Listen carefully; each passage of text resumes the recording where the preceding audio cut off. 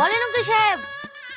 আজলামপুর নিবাসী মোহাম্মদ রাজীব শেখের একমাত্র কন্যা মুসাম্মদ সাবনী খাতুনকে 10,001 টাকা দেনমোহরের পরিবর্তে পরানপুর নিবাসী রিপন শেখের একমাত্র পুত্র রিয়াজ শেখকে মুসাম্মদ সাবনী খাতুন বিয়ে করতে রাজি না। এটা আপনি কি বলছেন? হ্যাঁ, আমি ঠিকই বলছি। আমার দুটো সাক্ষী আছে, আপনি জিজ্ঞেস করতে পারেন।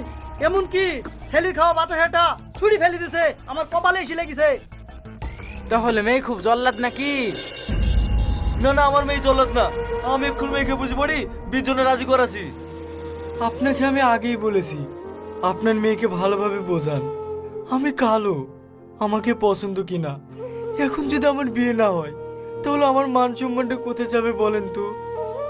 কিচ্ছু হবে না, আমি এক্ষুনি আমার মেয়েকে বুঝে পড়ি, তোমার সঙ্গে বিয়ে দিছি।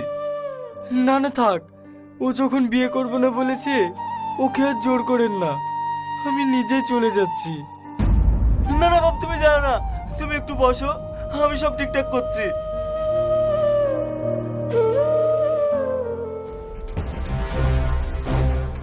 এই বুড়ি, আমি কি শুনছি? তুই কেন বিতে রাজি হসনি?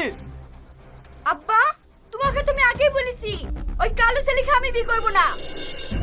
মা, আমি যেটা করেছি তোর ভালোর জন্যই করেছি।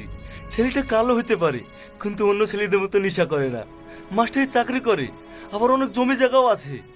মা, তুই অমত হসনি মা, তুই এবিতে রাজি হয়ে যা, অনেক সুখী হবি। তুমি যতই টাকা পয়সার লোভ দেখাও, আমি ওই কালো ছেলেকে বিয়ে করতে পারবো না। তুমি ওকে বলি দাও গা। তুই এই বিয়ে করবি না তো? ঠিক আছে, আমি এক্ষুনি বাড়ি ছেড়ে চলে যাচ্ছি, আর জীবনেও আইব না এই বাড়িতে।